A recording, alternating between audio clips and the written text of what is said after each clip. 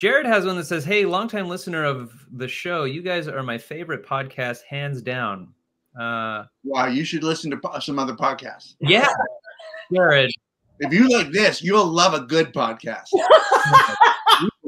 you will love a good. If you like this podcast, wait till you find a good one. When do you lose your mind? You're gonna be like, my mind has been open to all the possibilities of good podcasting.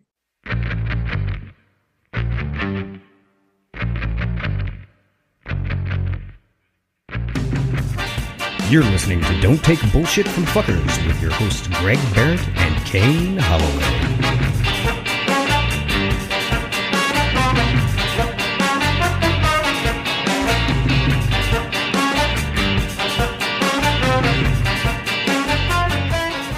Hello, welcome to the show.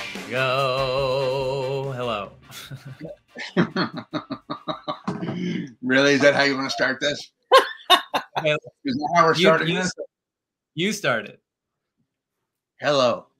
Welcome to the show. Yeah. Hello, I'm Kane Holloway. Welcome to Don't Take Bullshit from Fuckers, the most gleeful show about some really tough topics. Oh, we cover some tough ones. We handle some tough. Yeah, we handle some tough shit. Mm-hmm. Like what Greg should be doing with his OnlyFans fans page. It's tough. Oh man, I let that thing just fall by the wayside. Oh no. Gone now? I haven't. I've just forgotten about it. I was really excited when we came up with the idea. But like everything else, the work involved. Giving them my bank account, I just can't do it. I can't do it. It just, yeah. Do you need me to do it and then show you the profits, and then maybe that'll entice you? The profits will be incredible. If we make, if I make off of that what we make off our merch, I'm set. Great. Then I think I know what we're going to be doing next. Feet pics. We have merch, by the way. Yeah, a lot of it. We have a lot of it, and we never mention it. And it's important that you buy it. Yeah. We have all kinds of stuff. Support the show. Yeah, we have thirst trap popsicles. Us licking popsicles on a shirt in the Black Flag font.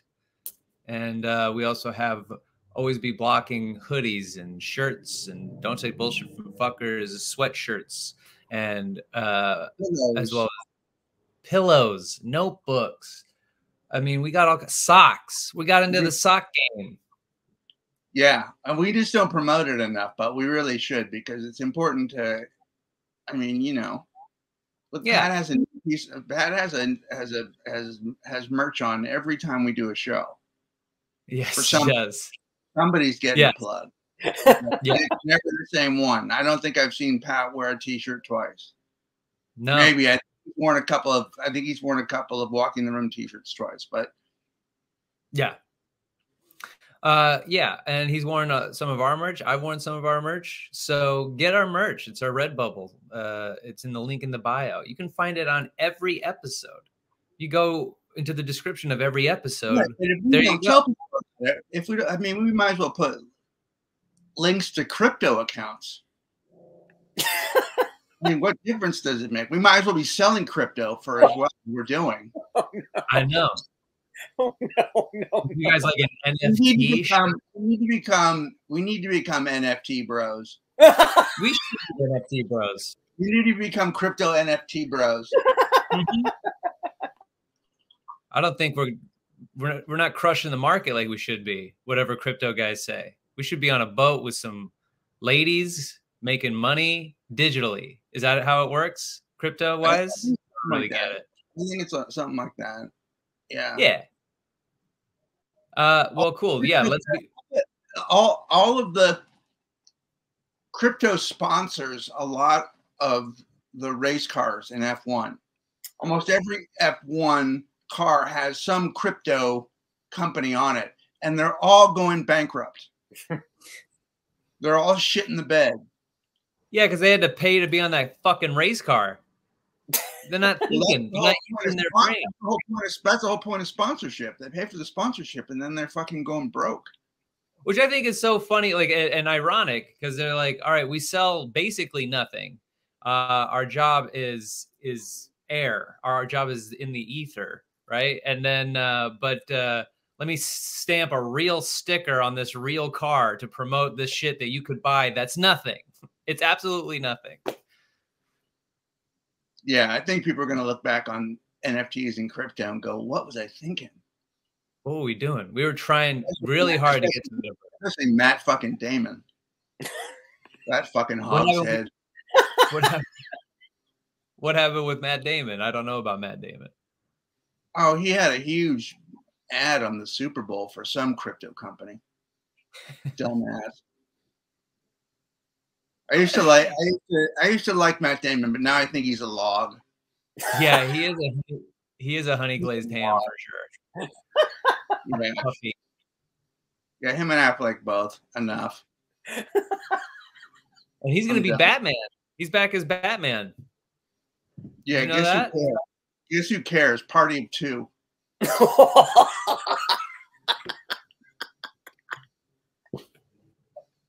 Yeah, I don't give a fuck either. I mean, it's whatever. It's fine, I guess. I don't know. I've just gotten so I don't care about the superhero genre as much as I used to anymore. It's really dragged me down. I love too that everyone's saying how good Black Panther is, but it's as the Phase 4 movies, it's the best Phase 4. Yet the bar is not very high. Yeah, so no, like, not. It just had to be like like adequate for it to be great. So I'm not rushing to go see it, but I will see the Black Panther movie without the Black Panther and it's successful, you've done something. I know. Right? Yeah. Like the only thing bonding everybody is that they all knew Black Panther. Mm-hmm. Mm-hmm. But he's dead. He's gone. Yeah. Switching gears slightly. How is the workout regimen to become the hottest 60-year-old the world has ever seen? Oh fuck, man. Here's the thing. It's gonna be a journey. Yeah. It's gonna be a journey. Like I've kept it up. Like I worked out this morning. I worked out yesterday. I think I took the day off on Sunday. You know, doing the hundreds. Nice. Well, 100 squats, 100 sit-ups, 25 push-ups. 25 push-ups. That's good. Yeah. Actually, I think I did 30 today. And then 45 minutes on the bike. And then some weight. So I've been doing it, and the diet's been okay. So we'll see. It's going to take a while, though. Yeah. Oh, yeah. It's going to take a while. But I'm watching. What I want to look like is a Love Island contestant. I'm going to wax. Yeah. I'm going to wax it all off. I'm going to get some color somehow. Mm-hmm. Are you going to take up smoking? Just like a Love Island contestant? Smoking's back. Smoking's cool again. They stopped them from smoking in like season 4. Mm-hmm. But in season 3, which I'm watching right now, they can't stop smoking. Yeah. Everybody smokes. Smoking and they're all really good looking, healthy people. Yeah. They're all ripped. Like they're all like half of them are personal trainers and they fucking just, I don't know if I think it's a European thing. Yeah. Or an English thing. Because they're all mostly English, some Scottish, but they fucking just gun that shit. Yeah. Smoking is the coolest thing ever. If it didn't kill me, I would still be smoking. I miss smoking more than I miss drinking. I love it. I think it's so ugly. I know. It's gross. It smells bad, but at the same time, it's cool. Sometimes it tastes good and it smells good. I can't Figure it out. But I'm also like, That makes me sick. yeah, it does. Well, It makes me. When I smell cigarettes, when I smell cigarettes, it's all like the one time I jerked off at a porno shop. Just gross.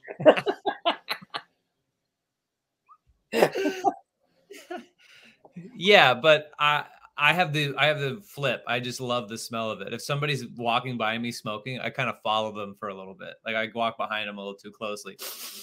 I get that secondhand smoke. I love it so much. But I can't smoke anymore. I just like can't physically smoke. I went to like bum a smoke off of a guy like a few years ago, and I'd already been like not smoking for like 10 years. But I was like feeling pretty like down, and I went to ask him, and my whole body shut down. And so I can't physically smoke. My body won't let me physically smoke cigarettes anymore. Yeah, but that's a good thing. Yeah, it's a real good thing. Did you smoke? I quit smoking when I was 21. Yeah. Yeah. Yeah. I don't mind this. I don't mind the smell of weed. Yeah, weed's good. Yeah. I don't either. Yeah, I know you don't. Loves it. Well, that's good. Get to you could do. I've been watching Survivor as well. I was telling you guys before this. I'm now a huge fan. I started a random season, and if you do the Survivor diet, you can get there even quicker. You just eat rice, and you have to cut up your own coconuts and fish. You have to go fishing to catch your own fish with no seasoning, nothing, just nothing, just hot. Just hot, fiery, probably dry, yeah, burnt, dry white fish. White fish or raw because you didn't cook it well enough, and you're just sort of eating old raw fish. You know, you could do that, and then you get really skinny. And then here's how you do it: you do like 3 days, catching your own shit, no seasoning, cooking over a campfire with a little bit of rice, and then go into a group and do really intense physical challenges. Oh, and get no sleep. Have Amira stand over while you're sleeping outside and just like dump buckets of water on you and just fucking violently shake you awake. And then you'll be ripped. I know. Those people get tore up. There was a guy last season who was like, he easily could have been cast as Thor, and he got even more ripped. Yeah, he was just sinew, man. He was like fucking beef jerky. Like he just got. They eat nothing, man. Yeah, it is. It's great. I started a season 16 where it's fans versus favorites, and I noticed that the men, as sad as it is to watch and as sad as it is to say, are so easily tricked by the women. They are blindsided constantly on that season. All the men are being told something, and then you're sitting there watching the show and you go, don't believe them. It's not going to work out for you. They're trying to fucking fuck you over and win. And then they blindside him and vote him out. And they're like, how could you? It's like, that's the game. It's also, and I don't want to get in trouble for saying this but women are just better liars. Yeah. But on top of which, we're more easily deceived by women when they want something. Because I think also men are under the misunderstanding that they can plow their way through it physically. Yes. But your physical prowess gets you voted off. Yes. Almost immediately, like they need everyone who can't do the physical challenges knows they have to use their wits to get through to the top 3, top 2, and the final. So you could be the toughest dude there, but if you have no political skills, if you have no social skills, you're fucked. You're fucking done. And then they'll just kind of go and until they merge you together. You don't have to win a single challenge. You just have to not get voted off. That's what I'm trying to do on this podcast. Not get voted off. I'm trying to not get voted off. Do we have a letter? We should. We do. We do have a letter. This one comes from Arturo. He says, "Hey guys, I'm a new listener, first time writing any podcast." And he wrote into our Instagram, DTBFF Podcast. You can also write into dtbffpodcast@gmail.com. He says, "Considering I'm an avid listener of podcasts throughout my workday, that says something to me. I never write in, but I feel like maybe you guys can help me. I recently stumbled on some difficult times. I'm a full-time single dad to one beautiful daughter, and my girlfriend and I have made the decision to separate recently. We've been together for 3 years, and we have lived together for almost 2, but there's a catch. This whole time we've lived with her dad and her adult sister. During the last year, her brother got out of prison and also moved in. So it's a full house. We lived in the upstairs of the house. Our kids and her sister have a room. We stay in a loft with a curtain, her brother in the living room downstairs, and her dad in the master bedroom downstairs as well. Her dad can be hostile towards them, and sometimes it trickles down to me, and we get into heated arguments over nothing. Usually things about the house. If her dad doesn't like the way something is, he makes a huge deal out of it. Meanwhile, we're trying to raise our kids there, and we don't ask for anything from him other than rent. There's 5 adults living in there, and we are the 2 sole bill payers and whatever else, food, house things, and cleaning. It's all my girlfriend and I. But it's been getting old, and she knows I'm not happy living with her family anymore. It's nothing to do with the lives that it's nothing to do with the love we have for each other and each other's kids, but I've decided to recently move out. She thinks it's best we separate for now. So in doing so, I already had it in the works to send my daughter to Alabama to stay with her mom till Thanksgiving. So I extended that till after Christmas because she's turning 4 and going to school soon. So this will be the last winter she can spend with her mom in Alabama, uninterrupted by school breaks. That's sort of a blessing. I've been approved for a first-time home loan, and I'm going through the motions, but I'm still unsure about my relationship. I was ready to propose and get a goal to get into our own house together and still want that in the end. And she does too, but me living there is making me miserable, and I agree with her. So I decided to minimize my life. I'm living at my work/office. I am a CNC machinist. I am a CNC machinist. The shop I work at is owned by my best friend. So with all that amenities I need, kitchen and bathroom and shower, I converted the back of my SUV in a small bed and living space. I plan on paying no bills and saving all my money and getting into a home in the next 3 months. But how do I tell my girlfriend that if she wants to be a part of this plan, she needs to get on board with me now to buy a house? And I don't know if I'm buying for a single father and daughter home or a multi-family home. How do I figure out if this relationship is going to withstand this separation? I don't really know what I'm asking now that I'm sitting here typing it out. Maybe I'm just scared, but that's kind of it. I don't know how to move forward from here with her because no matter what, my daughter's coming home. Luckily, I have the option from my daughter's mom for whenever I'm ready. Regardless if I get a reply that felt good to vent, I started going to the gym and reading more, and with my time without my daughter. I need to stay positive and goal-oriented, but thanks for giving me the space to vent. I love the podcast. Could listen for days, which I have already. Arturo. Did you start that again? Yeah, so I love the show, guys. First time writing in.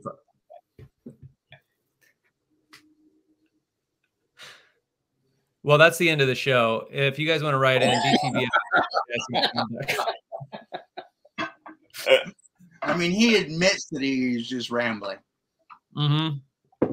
Yeah, he's kind of getting it all off his chest. Yeah, which is good. We say that in other episodes, and we could reiterate it here. Sometimes it's good to just write it out and send it, and then later on, if you don't want us to read it, we won't. But you know, it's always good to write it out, which you could do with our notebooks that you could find in our Redbubble store. DTBFF Podcast has Don't Take Bullshit from Fuckers notebooks where you can write all that out. And you should. And you should. Yeah, you really should. I think in terms of his actual, I mean, he didn't really ask us a question, but I would say move on without your girlfriend. Yeah. Get the house for you and your daughter. Be about you and your daughter. Yeah. I can't imagine this is going to affect the size of the place you're probably going to get. I think she's unsure. I would just, I would do that. Yeah, I would say that you're probably right that she's unsure after living with him in that whole chaotic situation. She probably can't see the benefits yet, or the potential life she could have outside of that, because living together and with your dad and the brother and all that, she kind of maybe thinks she got a glimpse. I mean, I'm speculating, but I would say that like when you move in with somebody and then it's hard, and it's hard enough that you want to separate, it's going to be more difficult to come to the conclusion that, hey, if we just had our own place, things would be fine. So from her perspective, it's probably a lot more difficult to reach that conclusion. So she'd rather play it safe. So in the same way, I think it's good for you to also think about your kid and you, and do all the things that you're doing. And if you make an inviting home and she can finally see that, and it works for you too, like it has to also work for you. Like you got to also want her to move in with you. And, cause you never know, but yeah, if Greg is right, if you focus on your kid and you, then, all the other stuff will follow. It will take care of itself. Yeah. Just make your kid your North Star and go in that direction. I think that's a great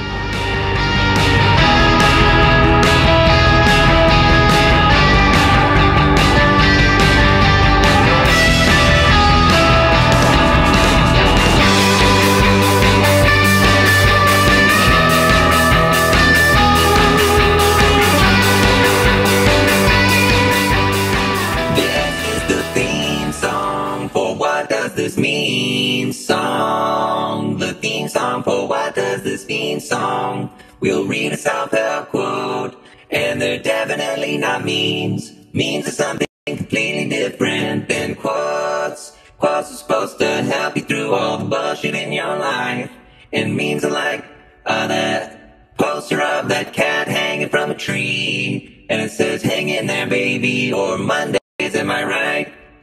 Mondays, am I right?" So if you can think of a different title, then we'll probably change it. What does this mean? Segment 2. We're in it. We're ready to go. I wonder if people are tired of the theme song.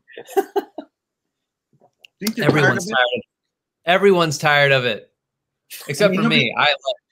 Nobody mentions it. Nobody says that they're tired of it. That's true. I wonder if we said, hey, would you want a new theme song? Would people jump at the opportunity to get like a brand new theme song in there? Maybe I make something else. Maybe I download that auto-tune app again and I sing into it. I mean, I don't know if you're going to be able to capture the magic of that one. No, that one was... Pause in the middle. That I was like in a mood that day. Yeah, I could not stop singing into it. Because I downloaded that thing because I thought it was funny, and it was like during COVID, and I was like, I need to get some like pent up whatever out, and that came out, and I was like, well, I'm keeping that forever, and then I'm gonna show that to the guy. I thought it'd be a one-time thing. I didn't know it would become like the linchpin for the segment. Yeah. Well, this is the segment where we do inspirational quotes. Do you love them? Do you hate them? Emily sent one that she made herself, and it's a picture of Greg doing stand-up. Oh, wow. And And the quotes are, if you first don't succeed, you probably will give up. The next one is, you are entitled to your wrong opinion. And then the last one is, be kind or suffer. All right. Again, those sound like threats. But they're right underneath you, so it sounds like something you might have said before. Maybe you've said them on the show, you just don't remember. It's possible. Mm-hmm. If first you don't succeed, you'll probably give up. I think that's true for a lot of people, including me. Of course. Like I tried to learn how to sew on a sewing machine, Mm-hmm. and it was fucking a disaster. And I love clothes, and I wanted to be able to make clothes, and Yeah. I just fucking quit. I quit. Wow. I've given up on every instrument I've ever attempted to play ever. I learned to play Blackbird on the guitar, and then for some reason I was like, you know what else I'll do that Eric Clapton song, Tears in Heaven or whatever that song is called. Like one of the most complicated fingering of a guitar, like, Yeah. and I'm just like sitting here like, yeah, I got it. And I can't. And it got too tough. And then I was like, I'm fucking selling my guitar. And I sold my guitar. Then I got a piano and I learned the Halloween theme song, which I know. But then I wanted to learn Take On Me by a-ha. And I couldn't figure it out. So I sold my piano. I always get one song in, and then I'm done. At least you sold stuff. Like I was gonna start surfing, and I got a surf lesson for my birthday, and Amira bought me 2 wetsuits, and they've never seen the ocean. I have 2. I have a body wetsuit and a shorty. And they've never seen. And can I tell you, like, part of my get fit thing is so that I look okay in a wetsuit. Of course. I don't look okay in a wetsuit. My mom took me on my birthday. I was like 14 or something. We went whitewater rafting. We went like camping and whitewater rafting one summer.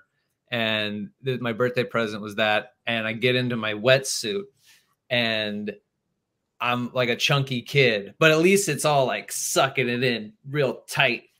And no one's really like paying attention to me, which was fine. But I was like, it was essentially a girdle until the end of it when I was like super hot after we went whitewater rafting and I took off my thing. I went against my better judgment and decided, hey, it's hot. And I don't want to ride in the bus ride back to the campsite. So I unzipped it and sat in the back and just like sat with my fat torso just flopping out everywhere. But no one can see it until like my mom told the fucking river raft head honcho guy that it was my birthday. He made everyone in the bus turn around and look at me and sing me happy birthday. And I'm like trying to quickly get my fucking suit back on. And I'm like, don't look at me.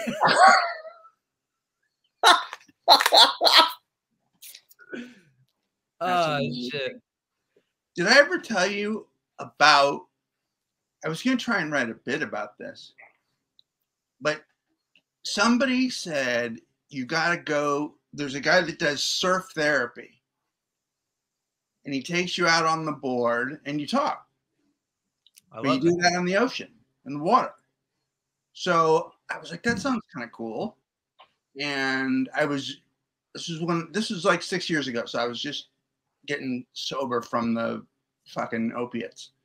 So I go to the beach and put on a wetsuit and go out with this guy.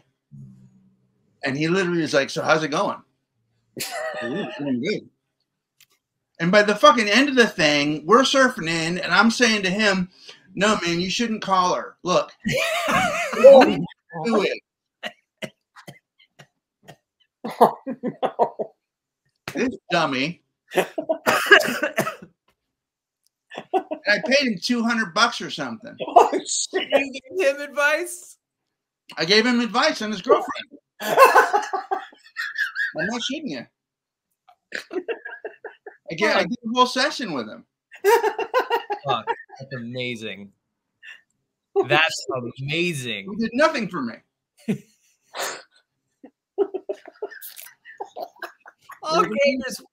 All he wants is someone to help him. My God. He was a really nice person, Sure, of course. but he wasn't really bright. No. Yeah. I love Figure a way to con people for $200. Maybe you got it wrong. Maybe it's his surf therapy. You're right. You just misread it. He was telling me about some business he was going into. He seriously, if it had been last year, he would have been telling me about crypto. For sure. Dude, have you heard of art on your computer? You just pay like $500 and you get it on your computer and it lasts forever. And it's just yours. It's just yours. I got a fucking NFT, a Spider-Man No Way Home. Is that the last one? No Way Home? Whatever. They get to help sell tickets to the movie. They gave you, and the same thing with the Batman. So I have the Batman. They just came when you pre-buy tickets. So I was like pre-buying tickets, and then they go, here's an NFT. So I have a Spider-Man No Way Home NFT and a Batman NFT that I like forgot about, and then I was like, oh yeah, I have those NFTs, and I went to look, and they're fucking worthless. Like, I already want to see 3 Spider-Man in one movie. You don't have to fucking give me a worthless print. It was so silly. It was the silliest thing. And then I never look at it. And then I also don't ever hear anybody talk about NFTs anymore. Like my buddies who had NFTs are like, it's fucking pointless. Yeah. Yeah, I knew it. But a couple of people got very rich. Mm-hmm. A couple of artists that, like, one guy sold his for, I don't know, went for like 6 million or something. I don't know. Jesus. 6 million. Something. Amanda McBurney sent me one on my personal Instagram at Kane Holloway and says, love is like a fart. If you have to force it, it's probably shit. Well, that's pretty. Yeah. I mean, that's pretty. It's probably shit, but sometimes you got to force out a fart, you know? I don't even want to have this conversation. All right. All right. Moving on to our Discord. Bjorn is awesome sent one. Did we already read this one? We did Bjorn already. It's the Alan Brand. Okay. The Alan Brand sent one that says, first he wants to comment about it and says, oh, Lord, I was curious if this exists. And it turns out, 1, of course it does. And 2, it's absolutely written by a man. And the quote is, a real woman is her man's personal porn star. Classic, dude. Classic. Classic. She's got to be your porn star and your mom. And your maid. She's got to be all of it. But I don't want to know her middle name or her family history. Oh, no. Mm-mm. You just make the bed and the dinners. Gross. That's all we have on the Discord, right? Mm-hmm. Okay, moving on to Andrea Duncan. Sent a video that says, the most important thing I can ever teach you is that if someone truly values you and wants you in their life, they will never put themselves in a position to lose you. That's a long walk. Yeah. That's the most important. Is that what he says? They will never put you in a position to use. The most important thing I can ever teach you. Is it? Is it? That's the most important thing. I think that also is, it's valuable information, but it's also something that you'll find in your relationships on your own when you get into them. Yeah, right. You know what I mean? You can teach. It's not a teach a man to fish, give a man a fish kind of thing. Yeah. Jared has one that says, hey, longtime listener of the show, you guys are my favorite podcast, hands down. Wow, you should listen to some other podcasts. Yeah, Jared. If you like this, you'll love a good podcast. you will love a good. If you like this podcast, wait till you find a good one. When do you lose your mind? You're gonna be like, my mind has been open to all the possibilities of good podcasting. Yeah. Wondery is coming out with a brand new podcast about a missing child and the corruption in the police force. It sounds like it's going to be wonderful. So check that out. It's called Suspect. He says, my friend recently shared in his IG story one of the most egregious quotes I have ever seen, and I think it trumps even real man quotes for its absurdity. So I just had to send it in, and it says 11/11. The next 4 months are going to be better than your last 8 months. Your blessing is coming. And then type 11/11 if you're ready. That's a quote? That's a quote. Is there meaning behind your birthday? The answer is yes. Your birthday is a very revealing number in your numerology chart. It allows us to focus on specific skills and traits you were naturally born with and pinpoints any challenges you may meet in life head on. Just read the caption to learn more about that. Okay. So your parents had sex, probably drunk sex, no condom, feeling themselves.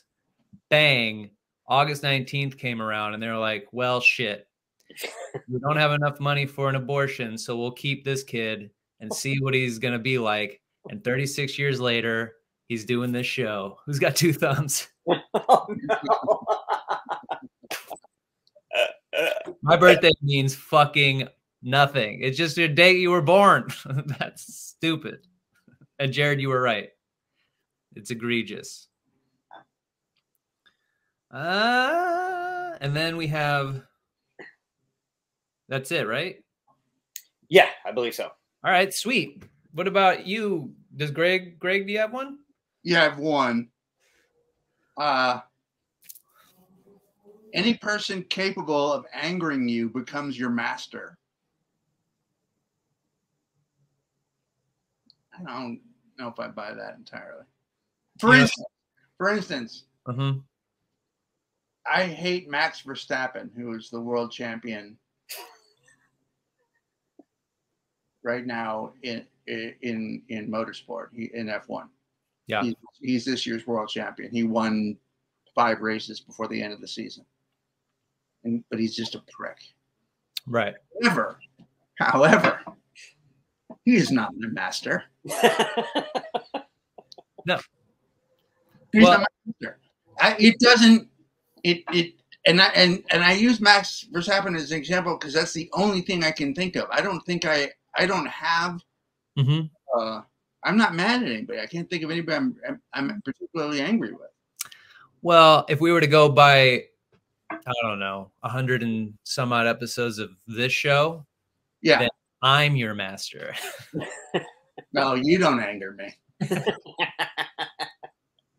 I'm delighted by you. Good. By your stupidity. I know. I am a fool. In fact, Alan Brand had the balls to blame the fact that, so last week we had a Real Man's Quote compilation, and it was part an idea that Pat had, and part the reason we put it out is because we had technical difficulties for that show. Not blaming anybody. We weren't even going to bring it up. Why would we? It's just like, hey, here's a Real Man Quotes episode. Best of. Enjoy. Also, the show is for free. So I hope you really enjoy. And then fuckface Alan decides to roll in here because Pat said, hey, did everyone enjoy the Best of the Real Man quotes? I know it's a previously released stuff, but technical difficulties scrapped our attempt at the most recent episode, and I had to give you guys something different and felt it was too soon for a clip show. And he doesn't blame any one of us. Doesn't throw anyone under the bus. And then the Alan Brand says, another clip show is fine. I'm sure we can just blame Kane for all of this. Why would I be to blame? I am just a guy on the show. I just exist on the show. I am a voice and a personality. How the fuck? I'm not a wizard. That's pretty funny. That's pretty funny. Pat, what do you have? Let's see here. I got one sent to my personal Instagram, DTBFF producer Pat. This is from the Britt Harris. It's preceded by "This is terrible." Real eyes realize real lies. Wake the fuck up. Say that again. Real eyes realize real lies. Oh, dude, you're spitting bars, Pat. That seems like it should be the quote at the bottom of a horror film where the poster is just two eyes that have been pulled out of a head. Yeah. Called sockets. Directed by Eli Roth. Yeah, exactly.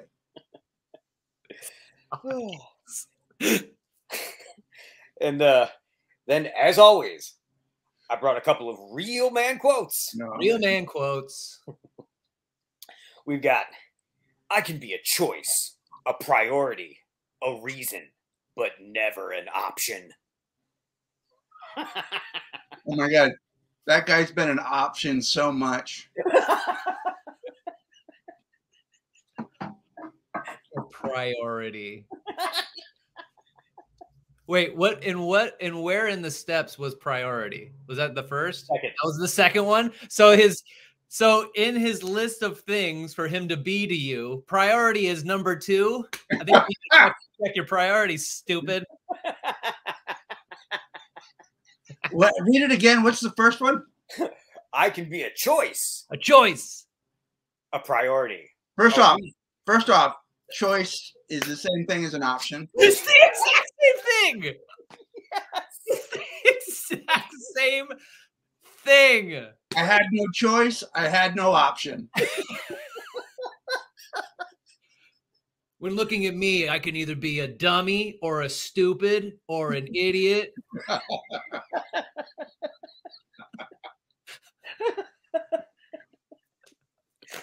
What the fuck? And I think we'll close it out with this one. Also from Real Man Quotes. There is peaceful. There is wild. I am both at the same time. No, you're not. It's not possible. That's not remotely how it works. No one. It's not even a quote. Like that was written. Like you had a deadline. You had a deadline because you're running out of gas over there. And you're trying to come up with a real man quote, and that's all you could fucking come up with. Peaceful and wild at the same time. Who the fuck is that? Jason Momoa, maybe. Maybe. Yeah. I mean, he looks like he could pop up at any time, but that's, yeah, no one wants peace and war. Those are two conflicting ideals. So, wrong. You're wrong. God. Did you say, Pat, that there are imitation real man quotes pages? there are our listeners, and through my research, I've come across other very similarly themed situations on the internet where they speak to the same kind of themes and whatnot. Here's one from Peaky Quotes, and of course, it's a picture of one of the guys from Peaky Blinders. Oh yeah, of course. Men jerk off to that show so hard. Dude, yeah, guys love that show. Yeah. I mean, I love it. Yeah. I love it. It appeals to me, but mostly on a fashion level. Oh. They do have really good fashion. Oh, they're the coolest, man. I love the accents. Yeah. A lot of the storylines are very similar to other shows like Sopranos and Breaking Bad and The Wire. Like, they all sort of have very similar, like Peaky Blinders is all of the best kind of crime dramas and gangster dramas mushed into that old-timey show. So I don't find anything like really too groundbreaking about Peaky Blinders, other than Cillian Murphy, however you say it, is the man. That guy fucking rocks. Yeah, he's great. And apparently Tom Hardy. I thought they ended it well. Did it end well? I haven't finished it. Yeah. Yeah, they did a good job. Oh yeah, and I want to get to when Tom Hardy's in the show. I just like keep forgetting to go into that part, but that's amazing. Apparently Hardy is a fucking weirdo. In real life? Yeah, like in real life, he's just super weird and aggro and kind of like a maniac. Like, that guy's apparently so, like, Charlize Theron came out talking about how like they had to have security guards keep them apart during Mad Max because they were just like he was just like kind of crazy, and then she's also like not having his shit because she's Charlize Theron.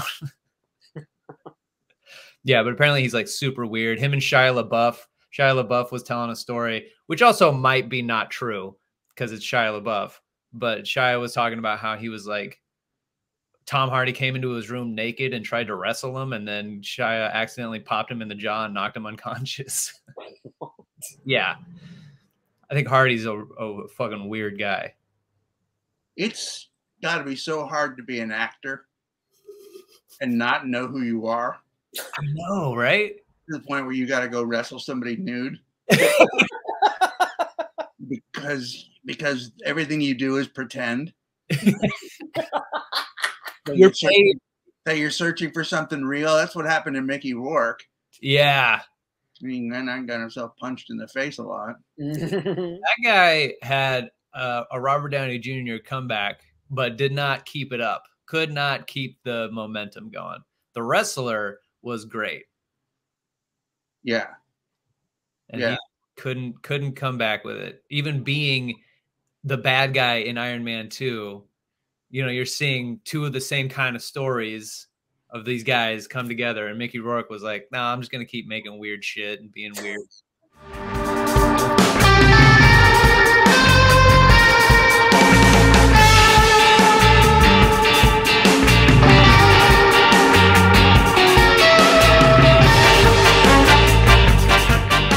We're in segment 3. We're starting now. We're in it. A couple episodes ago, we read a Reddit remix of a guy who obliterated and turned his wife's fish into mashed potatoes.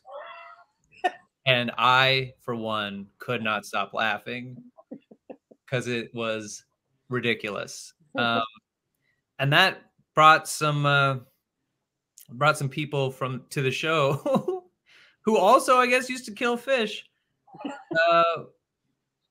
What do we have here? Who was it again? Andrew. Oh, yeah. Andrew wrote into the show, and he says, hey, guys, love the show.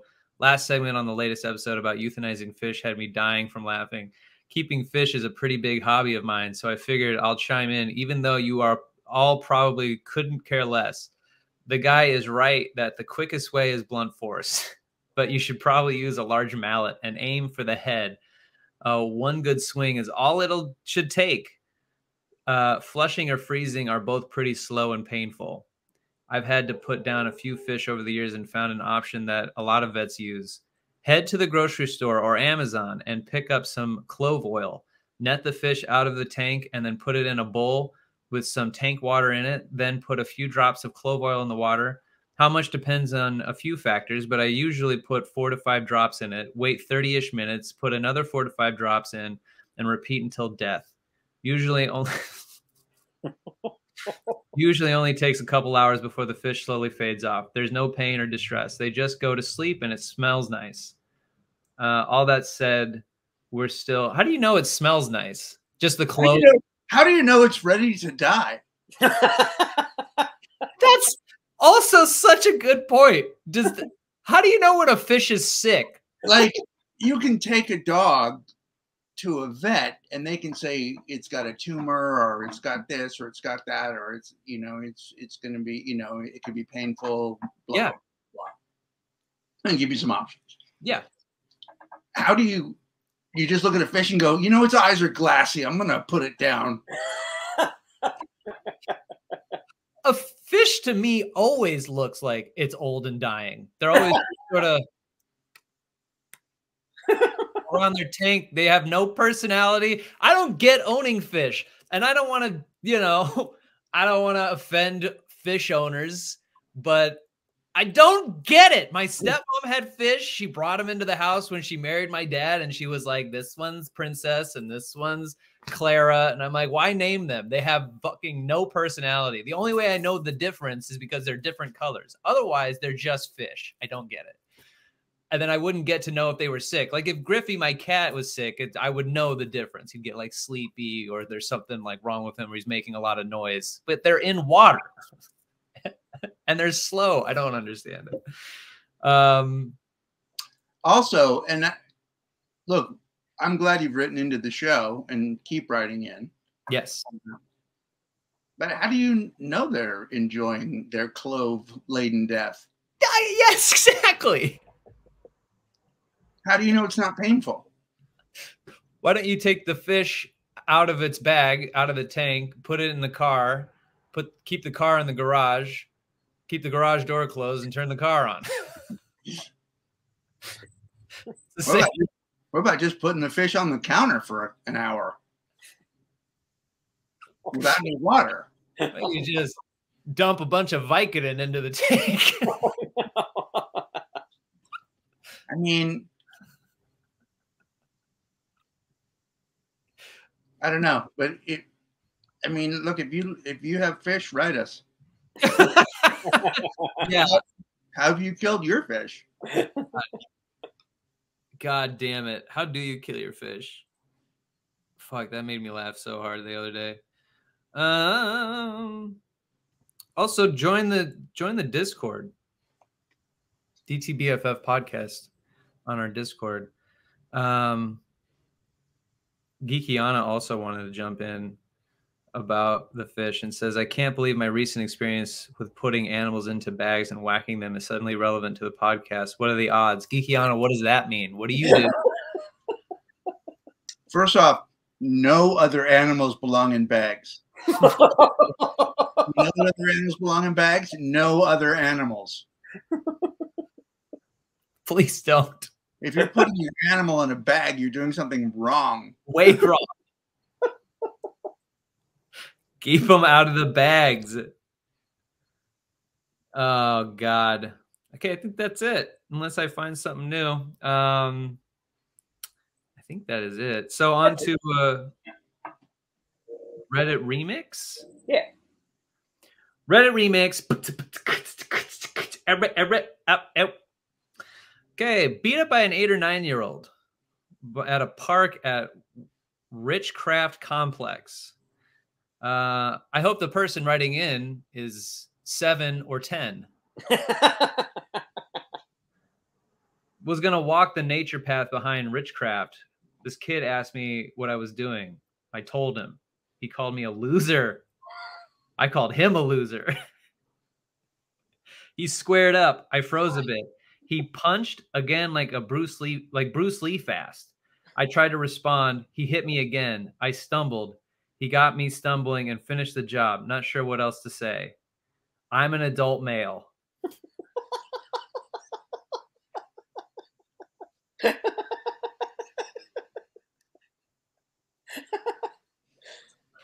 The kid was faster than I thought he could be. He hit me really hard, which caught me by surprise, but all credit to him.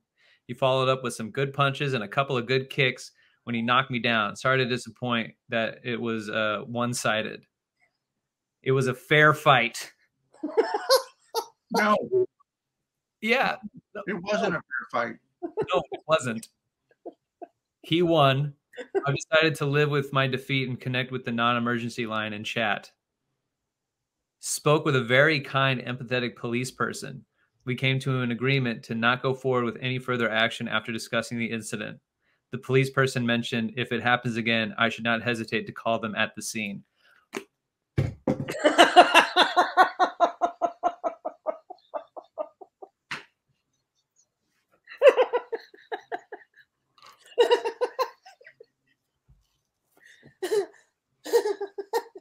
I don't want to advocate hitting children. But this feels like this shouldn't have been written in. Because the moment a kid says, "You're a loser," and squares up, you mush their little face to the ground, and then you keep walking. Yeah, I mean, first off, Or you put them in a bag and you you put them in a bag, you put them in a bath, and you get clove oil. And you drip it in there for a couple of hours, and eventually you'll just go to sleep. just like, smell it. It'll smell it in the And it'll smell good. and it'll smell good.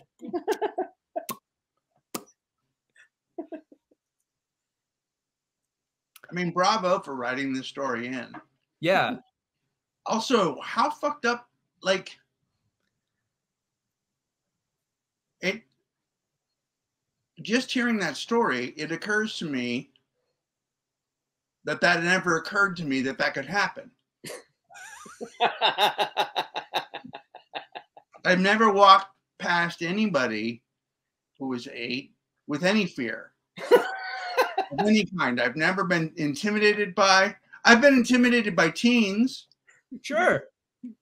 Teens So are mean. when I walk by teens, if there's a group of them, I'll try to, you know what I mean? Yeah. They can be cruel as shit. Fucking make fun of you, and you can hear them, or they'll try and fuck with you. Yeah. The teens, again, and only teens. I walk by 20-year-olds all the time. I have no problem. Yeah, 20-year-olds got their own shit going on. Teens want to burn the world down. But a group of teens makes me not nervous, but wary. Yeah. But I've never walked by an 8-year-old and thought, fuck, I should have crossed the street. Yeah.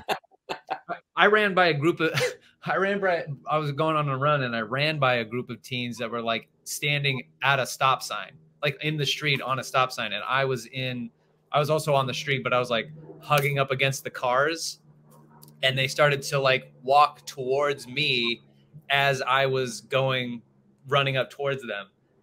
And I just like plowed through the middle of them. I didn't like bump into anybody. I just sort of like weaved my way through their little group. But I can tell that they were trying to like fuck with me. And I was like, teenagers. I remember. I didn't, I'm getting to that age now where they're like, look, it's an old man. Let's fuck with him. Yeah. But yeah, I never would have ever admitted to anyone that happened. I was running in Arizona, and these teens drove by me in a car and yelled out "faggot." And then I realized I was wearing a winger t-shirt. I'm not even kidding. I couldn't shout to them that it was ironic. I also had on purple shorts. I had a purple running short on and a winger t-shirt. Yeah. Oh my God. I've never been cool. Yeah, I can wear all the leopard print I want. I'm still an idiot. but I'm right there with you. I've had beer cans thrown at me, like on a walk. And Really? Kid, yeah. This is also when I was a teenager. I was like on a walk, and then these other teens in a fucking pickup truck were driving by, and I just feel it didn't hit me, but if I just feel this, and this like full can of beer just like came fucking zipping by. Yeah, man. Yeah, and they were all screaming at me, and as they were driving up, and I was just like, I got to keep watching. Like, I'm just not like an aggressive guy like that. I'm not going to be like, hey, fuck you, you know. Yeah. So I've had that too. I've also been uncool, but also people from far away will think that guy's uncool, and then want to fuck with you. But if you're on a walk and an 8-year-old stops you and calls you a loser. A loser. to then turn around and call the kid a loser back. Just like accept it. Just like be like, hey, you're not that far off, kid. And then just keep on whatever. Is it that important to first try and win an argument with an 8-year-old? Right. What's the point of trying to win an argument with an 8-year-old? They're starting arguments with random people all day. That's their whole job. But how like the rage inside that kid. He's really mad. Where he saw somebody that upset him so much that he had to call him a loser, and then given the opportunity, beat the shit out of him. He's an 80s bully. Crazy. That's silly. I do love that at the end he's like, I called the police. Why'd you call the police? What'd you call the police for? If it happens again, let's just hope it never happens again. How small is your town? This should be a one-time occurrence. But don't call the cops again on the kid. Just avoid that situation altogether. It's not like a gang of them. The sad part for me is that it doesn't end well for that 8-year-old. Oh no, it does not. His life's not going the way he wants it to. No. And he's probably feeling pretty good about himself that he picked a fight with an adult and won. That he's like, oh, all right, I'm going to keep upping the challenge. Yeah. There's about to be a Wondery podcast about that kid. Yeah, no kidding. Well, that's it. Have you ever been beaten up by an 8-year-old when you were an adult person? Or did you pick a fight with an adult when you were 8 and won or lost? Let us know about it. You can send your relationship questions, your memes, and all kinds of stuff over to dtbffpodcast@gmail.com or on our Instagram, dtbffpodcast. You can also support the show by going to Patreon, patreon.com/dtbffpodcast. We have bonus episodes. Go to our Redbubble store, get a sweater, a hoodie, a pillow, a notebook, and write down your fuckers on one page and the bullshit and then the opposite, and you black it out. Classic Greg advice. If you guys were on a surfboard right now, that would be the advice Greg would be giving. That's the advice I would give you. Mm-hmm. Don't call her, man. You got to let her have her own space. It's a breakup. She doesn't want to hear from you. You got to move on to it. Splashing in the water. You know what? This guy's right. I think he also told me about a screenplay he was working on, like he had some other pipe dream. You are already a coach before you started coaching. I have been my whole life. Mm-hmm. You can follow me at Kane Holloway. You can go to kaneholloway.com for show dates, and I'm trying to get to a point right now. I'm working on a lot of material, and might have a date and a venue for a possible like special taping. I'm working out the logistics right now with our old friend Delaney Fisher, who might direct it and help me out with getting all of that equipment. So when I get those dates and times and spaces, I will let everyone know. Cool. Yeah, I'm doing the show December 19th to 14th at Bar Lubitsch in LA. Ooh, I love Bar Lubitsch. 8:30. I can't remember what the name of the show is, but I'll remember what it is next week. I'll give you some more information. That's not till December 14th. And then just, DM me if you're interested in coaching. If you're interested in comedy coaching, I've really been enjoying doing that. Mm-hmm. If you want to write something, hit me up. Reasonable rates. Yep. Pat? You can find me on Instagram at DTBFF Producer Pat. And there's also a phone number you can call into the show if you'd like. What's that number, Pat? That number is 323-379-5544. Don't take bullshit from fuckers. Fuck them. Hey there, if you like the show, you can find bonus episodes and more at our Patreon at patreon.com/DTBFF podcast. And then rate the show 5 stars on iTunes because it's the right thing to do. All music by the Rating Monarchs, produced by Patrick Kelly.